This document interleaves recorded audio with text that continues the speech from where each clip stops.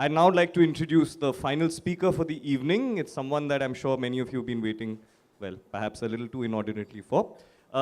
It's my great pleasure to invite Robert Greenwood from Snowhead onto the stage. Snowhead, as many might know, was established in 1989 out of Oslo and has now expanded to become an international practice with offices in New York. Interestingly, they also do brand design, also I have read. And that I thought would be an interesting way to end this evening because their team includes architects and artists. So without any further ado, ladies and gentlemen, Robert. I'm sure you're all waiting for the wine as eagerly as I am. Really, thank you very much for inviting me. It's not hard to get me to come to Delhi because I come from this place and it's really rather cold. This is Snowhead. There's not a Mr. Snowhead. That's not me. It's a mountain. It's called Snowhead. There's only the Snowhead. So the good reason for calling the company after a mountain and not a person is that architecture is simply much, much more complicated than one person. I have to say, I think this room is fantastic. The big black space. It reminds me of our latest project, which is a very controversial house in Oslo, which we're trying to build, much to the annoyance of the residents around there. And it's Black House, and it's called A House to Die In. It's for a Norwegian artist. He loves living there, and he wants to die there. I think I should take him down here and show him the black pavilion you've got here. He would love it.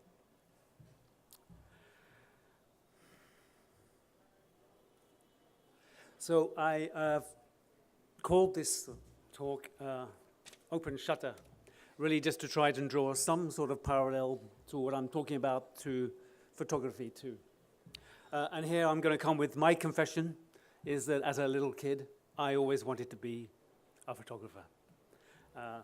Much more sexy than being an architect, playing with these cameras, these lenses, shutters. Really wanted to be a photographer. And the magic of seeing the photograph appear in the dark room. Luckily, I think for the world of photography, I gave that up. But it also is the name of an exhibition I saw when we opened our office in New York in 2004. We were just starting our project in 2004 for the Ground Zero Memorial Pavilion, which some of you might know.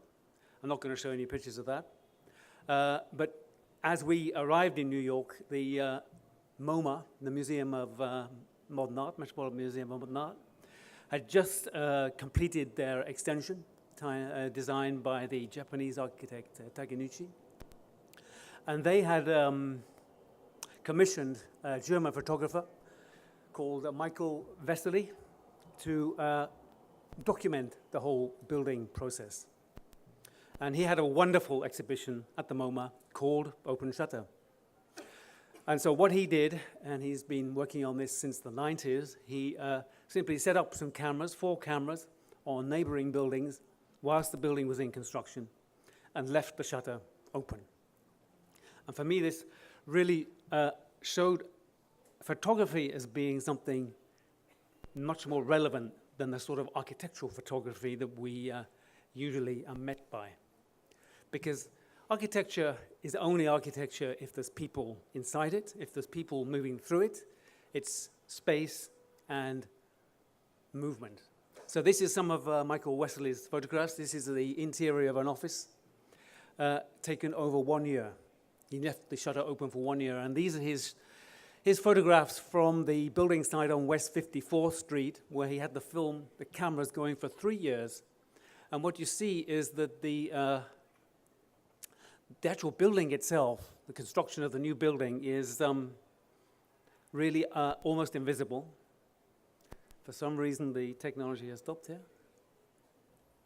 The fantastic thing about this open shutter technique is that it shows the buildings as being dynamic, transient. Buildings have a life. They are not these solid, inanimate objects that never move and never stop. So this almost made me go back to photography. as being a new way of exploring architecture and space. I'd always thought the wonderful thing about photography was it could all happen in 1/500th of a second, whereas architecture can take many, many years. And then we found Michael Wesley, who's actually spending 3 years making a photograph. So we started to try that technology out on some of our buildings, and you'll see this one later, where this lens is only open for a few hours, but you can see the people inside the building moving. Everyone who's been walking along West 45th Street during those 3 years is part of that picture, and I think that becomes a very dynamic form of photography. But architecture takes a long time, and many of our moments, see, I did try to stick to the theme, moments in architecture. Many of our moments happen not to do with the building itself, they're to do with the process. They're moments during the design, they're moments during the making on the construction side, and they're moments in use. Architecture is not this static object that we take the formal pictures of. So our moments, they really start in our office. So this is a picture of our office. This is where we try and meet and work. And it's very much a place of dialogue. These are the 4 most interesting corners of our office. And it's really all about making space for dialogue, to talk, to talk amongst ourselves, to talk to our clients, to talk to their stakeholders, to talk to the consultants. So we have our big tables for the meetings or for our lunch. We have the stairs where we have our office meetings every Monday. And we have the coffee machine, which is used all the time because we want to talk and we want to have a social life. Architecture is a social art. It's not an art in that respect. It's about dialogue and communication. And because we want to do all of these 3 things, we have to have the robot in the back room who's working 24 hours a day, 365 days a year, so that we can make drawings and make buildings. So some of these moments, and I'm not going to show you the library in Alexandria, but this is some of the most beautiful moments of that building's life, when during the revolution in Egypt, it became the place where people gathered together to form a communion, and in fact to form a human wall around the building to protect it. Bathing in light at the I Light Marina Bay exhibition in Singapore, or our jazz festival in Kongsberg in Norway, which comes to life once a year. And it's a beautiful building, but it only really becomes a building when you put the people inside it and you put the music inside it. So architecture is really a long time in the making. Many of our buildings are really about discussions and endless dialogue. This is during the process to build the Memorial Center in New York, or a bank in Beirut in this case. We really try to bring our clients into our workshop, bring them into the studio, make them actually make the building. We try to bring them into the workshop. They're often senior executives and they have suits and ties, so we put aprons on them. We take them into the workshop so they get dusty and dirty and messy. Or we move the whole workshop to the site. This is in Auckland, New Zealand, where we hired a boatyard just across from the site to have a 3-day concept workshop to actually design the building together. We have tools now that mean we can make one-to-one prototypes. We don't have to make small little models anymore or diagrams. We can make the real thing. And if we don't like it, we can make a new one. But many of the moments, I think, are actually on-site in the physical making. This is the Carrara quarries in Italy, where we took the marble for the opera. And this machine is one we have several of in Germany, and they've been working very hard the last few years making this cultural center in Saudi Arabia. I'll show you some pictures of it in a minute. But the whole cultural center is a very complex double curved geometry, which we decided to clad in steel tubes. So these machines are actually just bending the tubes. I think I said that all my pictures were going to have people in them, but robots are sort of people, aren't they? Artificial intelligence and all that. So these machines, they worked for a couple of years, just bending the pipes to the right radiuses so they could go on site and make this building, which none of you will probably ever see because it's in the middle of Saudi Arabia, and that's actually a very difficult place to go and visit. But if you do go there, you might see this building. It's a cultural center. It's called the King Abdulaziz Center for World Culture. And these guys, it's a picture without any people. I'm sorry, I'm not supposed to have those pictures. Because the real drama of architecture is often on the building site. In the cold weather, this is New York, laying the pavement at ground zero, which Jürgen put his XXX on, Times Square. Yeah. And these guys are real heroes. It's such a drama seeing it, cutting in the cold, bending. Very photogenic, lifting monumental blocks of granite into the air. It's a privilege as an architect to be a part of this physical endeavor. We're actually making things. And not everything is done by robots anymore. Some people actually have to do it themselves.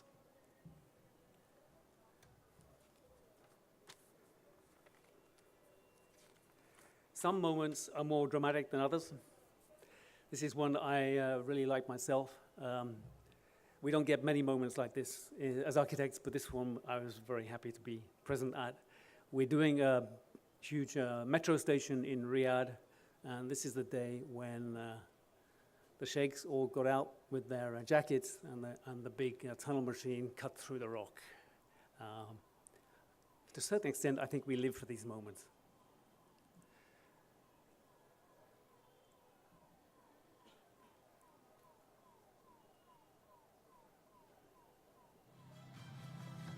Oh, there is sound here.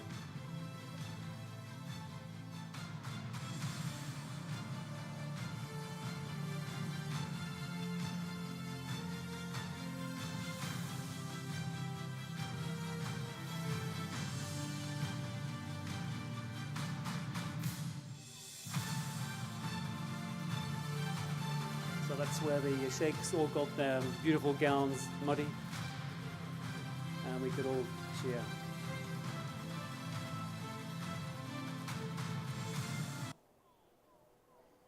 So when it's finished, this is what the metro station will look like. It's a gigantic polished steel bowl that reflects like a periscope down to the tracks below. So I'm going to show you some of the moments of the buildings in use now. So this is moment at an opera. We actually have 3 operas. We have one built. That's the one I'm going to show you now. That's in Oslo, in our backyard. We're building one right now in Korea, in Busan, and we have just won a competition in Shanghai to build a new one. So 3 operas. This is the Oslo Opera. And I'm going to show you just pictures of the building in use, with the people in the building, using the building in all sorts of different ways that we could never imagine. And it's only when you actually see the people in the building that you see the architecture. Without the people there is no architecture. It's only when you add the people that you get architecture. Architecture is experiential. You experience it through your senses, the eyes, the sound, the feel, the touch. If there are no people, there's no experience, and there's no architecture. So this building is it's obviously an opera, and you can actually go inside and, of course, see opera, but that's not really the main thing. The main thing is all the things you can do around it, on it, and particularly on the roof. You know, Norway is a particularly social democratic sort of a place. It's a bit like India, really. We don't like elitist institutions like the opera. So how do you build a new opera in Oslo? Well, you make sure that the people can crawl all over it, jump up and down on it, have their picnics on it, take their babies for walks on it, take the dogs on it. Then it becomes theirs. They own it. This is about personal and public ownership. I don't think people think too much about the fact that it's an opera. It's a place in their city where they can live their lives and really change the architecture. So as you follow the people around, they create the patterns. They create the architecture. Sometimes there's only a few people. Sometimes there's a lot more people. And our beautiful granite marble floor has disappeared under a whole bunch of people. That's fantastic. The spaces for the young, the old, the intimate, spaces for a few people and for many people. You can fish. So this is these are the architects, of course, because they're all dressed in black. So it wasn't quite an accidental photograph. These are not the architects. So all these photographs were taken really as a part of our post-occupational survey. We try to do that with all of our buildings and go back to the buildings after they're finished and see how they're used, see how people transform them, how people use them. And if you go there now, you can do this.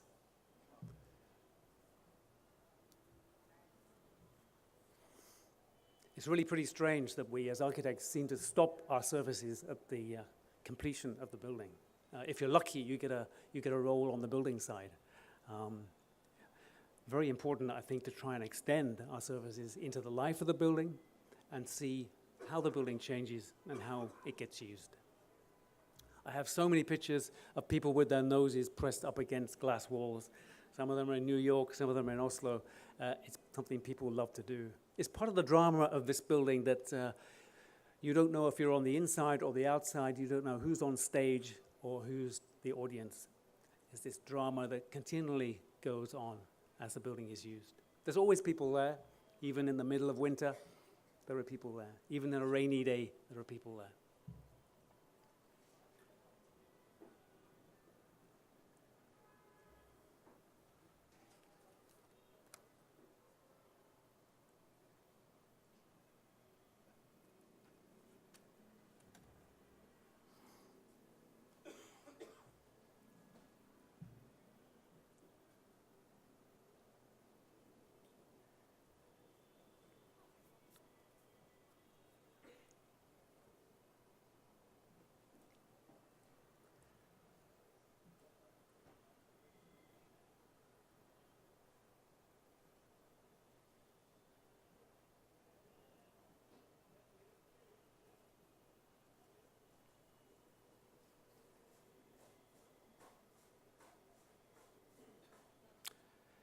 So on our next journey, we're going to stay in Norway.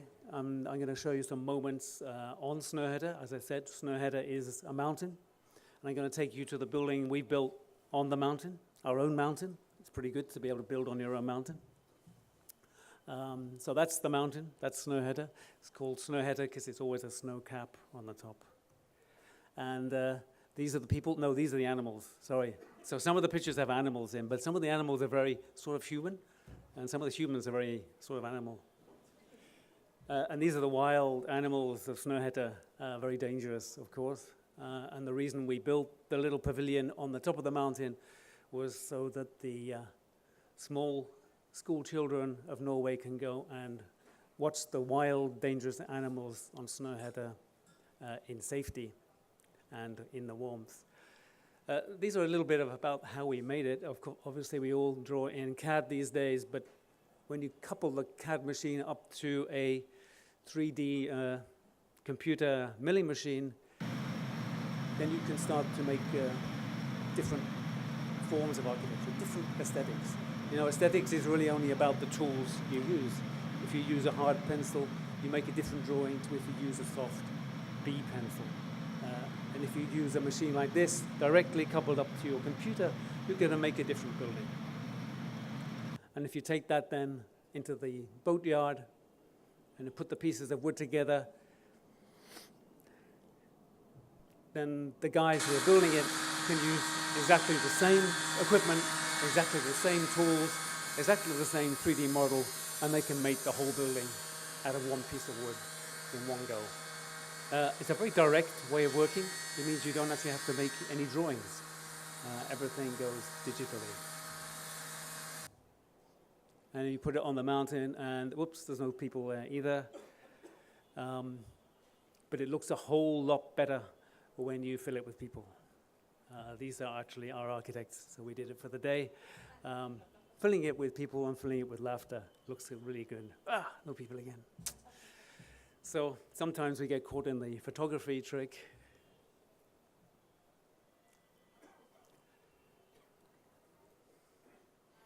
And finally, the one you saw before, which is at night with the shutter open. I want to credit the photographer for that. It's a guy called Alexei. I'm not sure if still photography is the best way to actually depict architecture. I think because architecture is about movement, because architecture is about people and how you experience space, how you move through space, then maybe actually the moving image is a lot more interesting than the still image.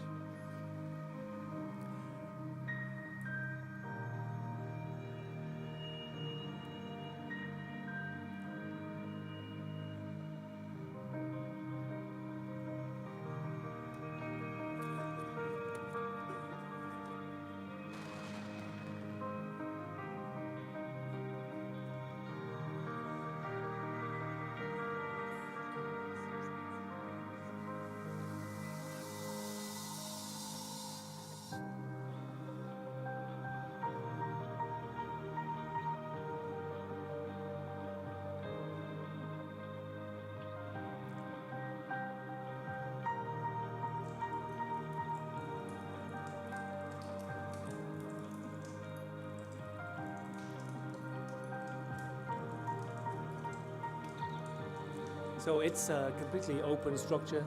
There's no key. You can go there anytime you want and hang out in our house on the mountain. Bring some firewood if you want to keep warm.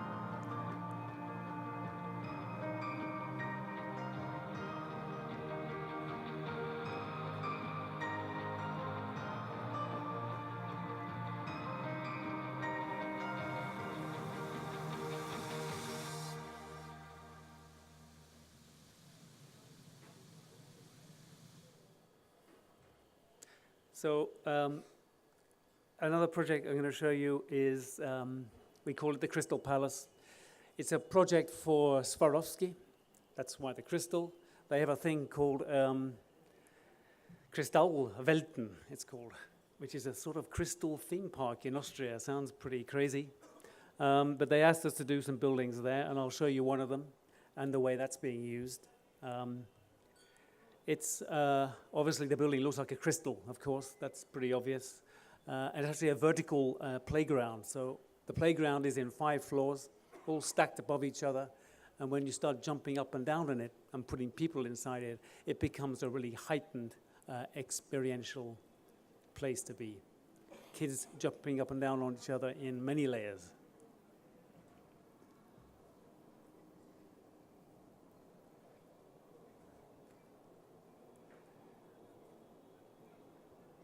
So if you go to the Kristallwelten, you'll find the kids. You'll probably find a few of our architects who seem to like hanging out there too.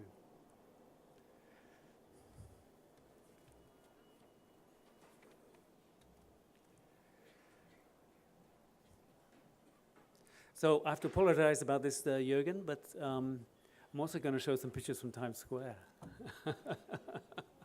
So you've seen a lot from Times Square, so I'll just let this roll. It's a lot of pictures. As I said, with the opera, this is really all about going back to projects we've done and seeing how they're used and how the people use them. So this project is, as you heard before, this is the pedestrianisation, the reconstruction of 6 blocks of Broadway that used to look like that, chaos, and is now full of art pieces like the XXX and its pedestrian space. We've been working on this project since 2010. All the way back to the 90s, the city was experimenting with pedestrianizing parts of Broadway, parts of Times Square.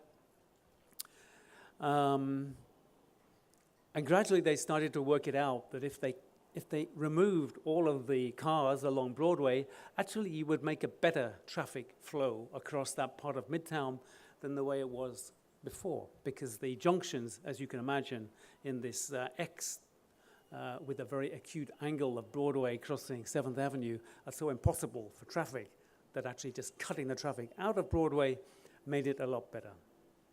So we sent our photographer down. Most of these pictures actually are pictures of legs, New York legs, because the project really is the urban floor, the urban fabric of this floor. It's one big urban floor. It's very simply done in concrete pavers, metal rings to give the reflections, and then these big, big granite blocks that become the seats and the benches that get used in all sorts of different ways, sort of ways that only New York could use their benches. You can only do very robust things on a place like this because it's really used for big parades, Easter parades. It's used for, obviously, for the New Year celebrations. So you can't do very intricate, delicate things. You can't have any planting or softscape. It's all about these rather hard, robust surfaces. And these pictures are just about the way people use the space. New Yorkers come in all sorts of shapes and sizes. There's fat ones, there's thin ones, there's old ones, and there's young ones. There's men, and there's women, and there's mixed genders. And you'll find them all on Times Square. So I'm going to let this run a little bit. Please just enjoy the pictures.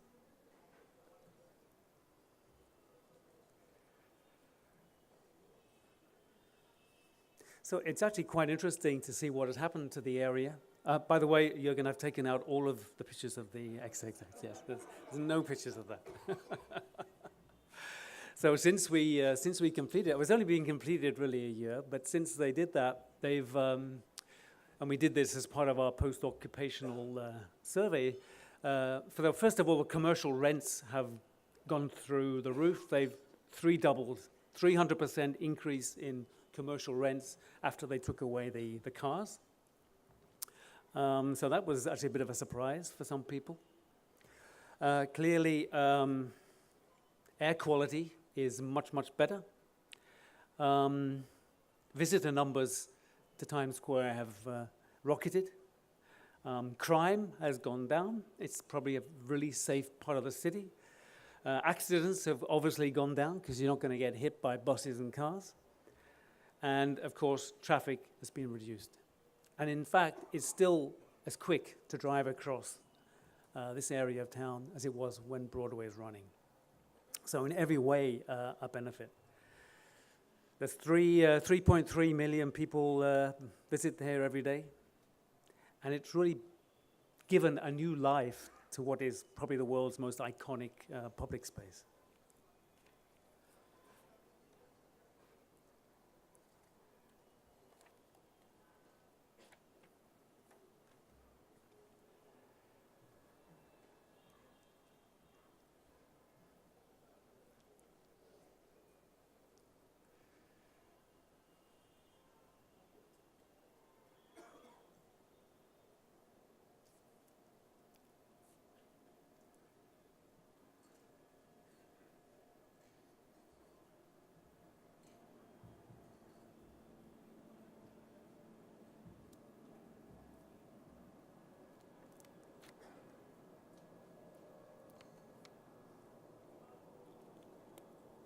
Yeah, dogs. There's also dogs there.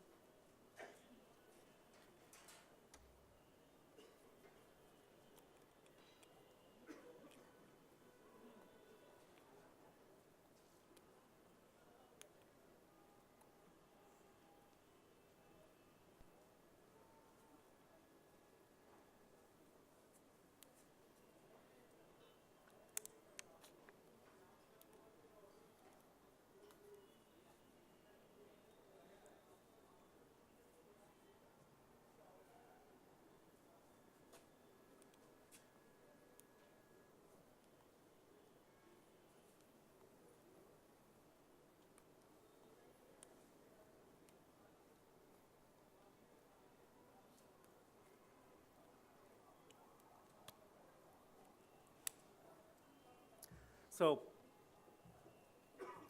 space gets used in ways you can't control, and that's the essence of public space. It's non-controllable. In fact, sometimes it gets unpatriotic. In fact, undecent, according to the new mayor, Bill de Blasio. So his idea was that because we can't control this public space, we actually have to bring back the cars, because the cars at least we could control. Fortunately, he didn't win through with that.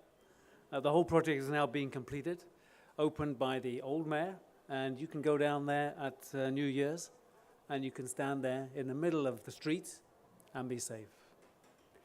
Finally, I'm going to show you a project that really brings in the idea of brand design, and that architecture is much wider than just architecture. These days, we really need to introduce other disciplines into our work, otherwise we're not going to be able to be relevant anymore. So we have graphic designers and brand designers who work with books, and this is one of the books that they've done, working with a photographer for a Austrian lighting company called the Zumtobel, and they wanted to make this book really about the Nordic light. So we called the book Living the Nordic Light. And for that book, we traveled north of the polar circle to the Arctic areas of Norway, where the sun never comes up in the winter and the sun never goes down in the summer. And we interviewed four 100-year-old people who spent all of their life living above the polar circle in this amazing northern light. The northern light is not like the light you have here in Delhi. It's very low, it hits you straight in the face, and sometimes it's almost not there, and sometimes it's extremely intense. So we had a photographer and an author. The author is Åsne Seestad. She's a Norwegian author. And the photographer is Sølve Sensbø. He's also a Norwegian photographer. And we documented not only their lives growing up here above the Arctic Circle, the places where they work. This is the Midnight Cafe. But the way in which this amazing light has transformed their lives, has transformed their faces, has transformed their minds. This light that really never goes away. It's always in your face, burning into your eyes, even in the middle of the winter. So it became a book, and the book became an exhibition. The exhibition was shown at a number of places, including the IAD's gallery in Berlin.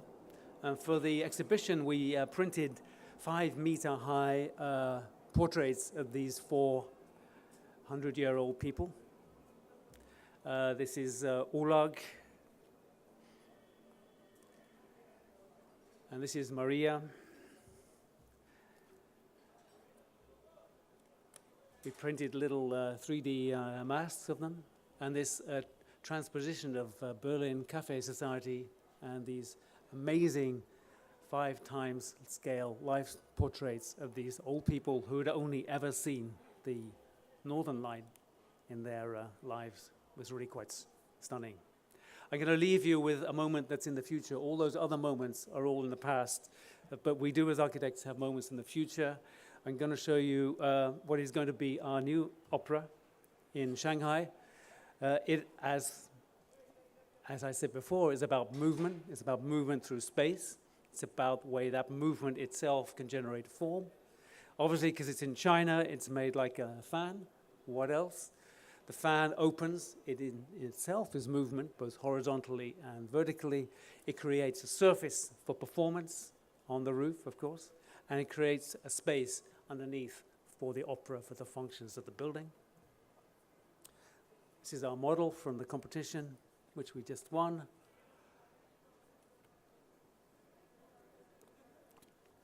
So the fan shape takes you effortlessly up from the park, up into the skyline of Shanghai, and from the top of the roof you can look out over the Huangpu River and see the iconic skyline of Shanghai.